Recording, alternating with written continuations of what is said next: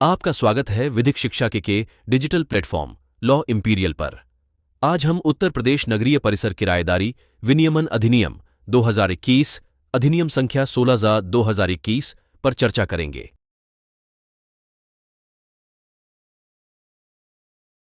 मानक किराया।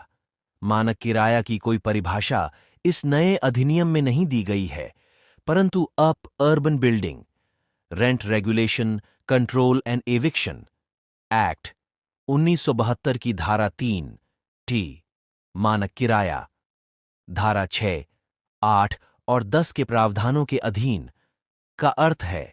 नंबर 1, पुराने अधिनियम द्वारा शासित भवन के मामले में और इस अधिनियम के प्रारंभ के समय किराए पर दिया गया।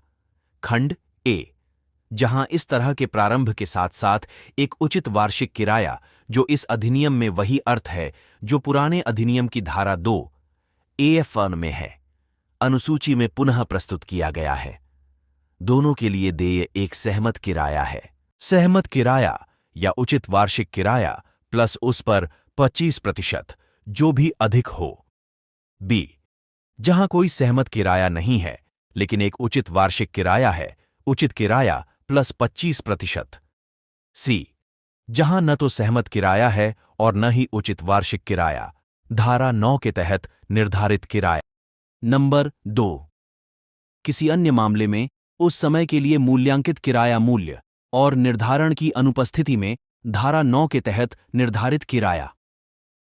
सामान्य शब्दों में कहें तो मानक किराया से तात्पर्य ऐसे किराये राशि से है जो पक्षकारों के मध्य सभी उचित मूल्यांकन के उपरांत नैसर्गिक उपबंधों के अनुरूप युक्त होना चाहिए।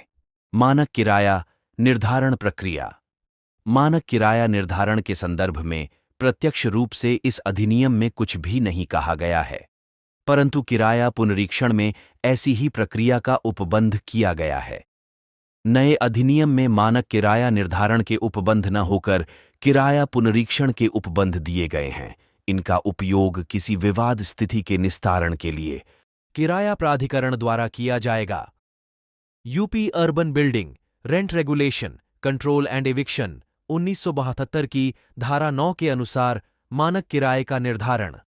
अधिनियम की धारा 9 के अंतर्गत मानक किराए के अवधारण पर प्रकाश डाला गया है। इस धारा का प्रयोजन जिला मजिस्ट्रेट को मानक किराए के अवधारण के लिए सशक्त करना है। इस धारा में उन परिस्थितियों का उल्लेख किया गया है जब जिला मजिस्ट्रेट के सम्मुख कोई आवेदन इस संबंध में प्रस्तुत किया जाता है, वह उस पर भली प्रकार विचार करता है और ऐसा विचार करने के पश्चात अपने निष्कर्ष प्रस्तुत करता है। मानक किराया भी निश्चित करते समय जिला मजिस्ट्रेट को निम्न बातों पर भली प्रकार विचार करना पड़ता है। विक, इस अधिनियम के प्रवृत्त होने के दिनांक या किराए पर उठाने के दिनांक जो भी बाद वाले के ठीक पहले भवन और उसके स्थल का बाजार मूल्य। 2, भवन के निर्माण, उसकी सुरक्षा और मरम्मत संबंधी लागत आदि। 3, उक्त दिनांक के पहले उसी भवन की भांति अन्य भवन की प्रचलित कीमत। 4, भवन में विद्यमान सुख सुविधा और 5, कोई अन्य सुसंगत तथ्य। उपरोक्त बातों पर विचार करते हुए जिला मजिस्ट्रेट साधारणतया उक्त दिनांक को भवन के बाजार मूल्य के 10% प्रतिवर्ष को उसका मानक किराया समझेगा और मासिक मानक किराया आकलित वार्षिक मानक किराया के 12वें भाग के बराबर होगा।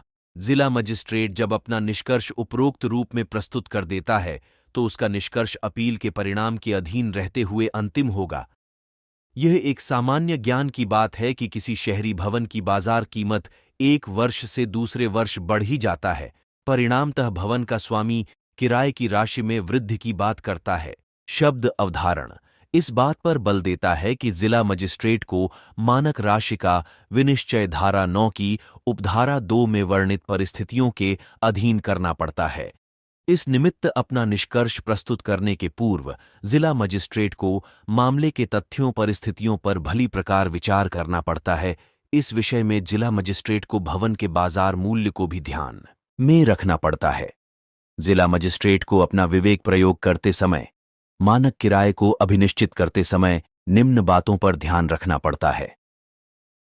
1, निर्माण में आई लागत। 2, भवन की देखभाल की लागत।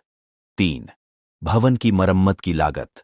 किराया पुनरीक्षण और वाद की स्थिति में किराया पुनरीक्षण। किराया पुनरीक्षण भूस्वामी तथा किराएदार के बीच किराए का पुनरीक्षण किराएदारी करार के अनुसार होगा।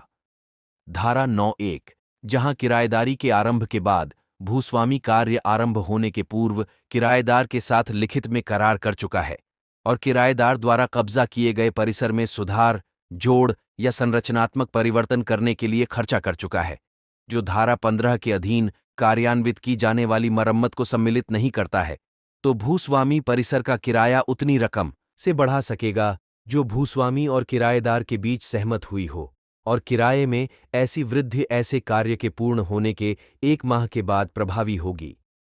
धारा इस अधिनियम के प्रारंभ के पूर्व लिखित करार के अधीन किराए पर दिया गया हो तो अधिनियम के प्रारंभ होने के दिनांक से आगे के 2 वर्षों की अवधि के लिए निम्नलिखित तरीकों से पुनरीक्षित निर्धारित किए जाने के योग्य होगा। धारा 9(3) खंड क जहां परिसर दिनांक 15/7/1972 के पूर्व किराए पर दिया गया लोग इसे 15/7/1972 से किराए पर समझा जाएगा। खंड ख जहां परिसर को दिनांक 15/7/1972 को या उसके पश्चात किराए पर दिया गया हो वह किराया पुनरीक्षित किए जाने का दिनांक किराएदारी प्रारंभ होने के दिनांक के 1 वर्ष के बाद का होगा। उपरोक्त मामले में संदेह भुगतान योग्य किराए की दर आवासीय संपत्ति के मामले में वार्षिक किराया 5% से अधिक नहीं बढ़ सकता है और गैर आवासीय क्षेत्रों के लिए वार्षिक किराया 7% से अधिक नहीं बढ़ सकता है। यह वृद्धि चक्रवृद्धि रूप में होगी, परंतु यह कि उपरोल्लिखित किसी भी बात के होते हुए भी पूर्वोक्त उपबंध में उपदर्शित सूत्र के अनुसार संदेय पुनरीक्षित किराया इस अधिनियम के प्रारंभ होने के दिनांक से निम्न अनुसार संदेय होगा। क पहले वर्ष के लिए इस प्रकार गणना किए गए किराया का आधा। ख दूसरे वर्ष के लिए इस प्रकार गणना की गई संपूर्ण किराया राशि के प्रावधानों के होते हुए भी जिसमें कोई निर्दिष्ट परिसर किसी किराएदार को किराए पर दिया गया हो, ऐसे परिसर का भूस्वामी भी धारा 9(3) के उपबंधों के अनुसार किराया पुनरीक्षण का हकदार होगा और इस अधिनियम के सुसंगत प्रावधान ऐसे मामले में लागू होंगे। धारा 9(4) इस अधिनियम के प्रारंभ से पहले से प्रारंभ किराएदारी के मामले में भूस्वामी किराएदार को लिखित रूप में सूचना देकर धारा 9(3) के अधीन विनिर्दिष्ट रूप से बढ़ी हुई किराया राशि की मांग करेगा। इस प्रकार बढ़ा हुआ किराया राशि सूचना प्राप्त से 30 दिन के भीतर संदेय होगा और ऐसी स्थिति में किराएदार करार संशोधित समझा जाएगा और बढ़ा हुआ किराया धारा 8 के अनुसार संदेय होगा। इस अधिनियम के प्रारंभ होने के पूर्व की अवधि के लिए पूर्वोक्त बढ़े हुए किराए का कोई बकाया संदेय या वसूली योग्य नहीं होगा। धारा 9(6) इस अधिनियम के प्रारंभ से पहले को करार नहीं था तो भूस्वामी और किराएदार किराए की बढ़ी हुई दर पर किराएदारी करार निष्पादित करने के लिए परस्पर सहमत हो सकते हैं और ऐसा करने में विफल होने पर किराया प्राधिकरण धारा 10 के उपबंधों के अनुरूप किराया वृद्धि को निर्धारित करेगा। परंतु धारा 9(5) विवाद की स्थिति में किराया प्राधिकरण द्वारा किराया पुनरीक्षण धारा 10 के अनुसार किराया पुनरीक्षण निर्धारण के संबंध में भूस्वामी और किराएदार के मध्य किसी विवाद की स्थिति में किराया प्राधिकरण भूस्वामी या किराएदार द्वारा किए गए आवेदन पर किराएदार द्वारा संदेय पुनरीक्षित किराए और अन्य प्रभारों का निर्धारण कर सकता है और ऐसा दिनांक भी नियत कर सकता है जिस दिनांक से ऐसा पुनरीक्षित किराया संदेय होगा।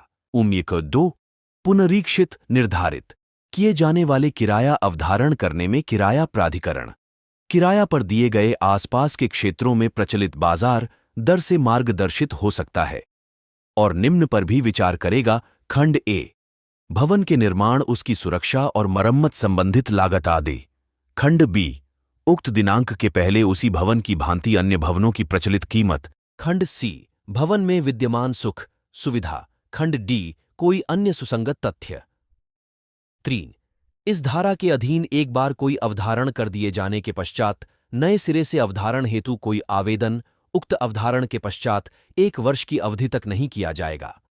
4 किराया प्राधिकरण किराया पुनरीक्षण निर्धारण की कार्यवाहियों के दौरान अनंतिम किराया अवधारित कर सकता है जो अंतिम अवधारण के अध्यधीन होगा। ऐसे ही अन्य लीगल जानकारी और अपडेट के लिए हमारे विधिक चैनल और पेज लॉ इंपीरियल से जुड़ने के लिए सब्सक्राइब करें और अपने दोस्तों के साथ भी शेयर करें।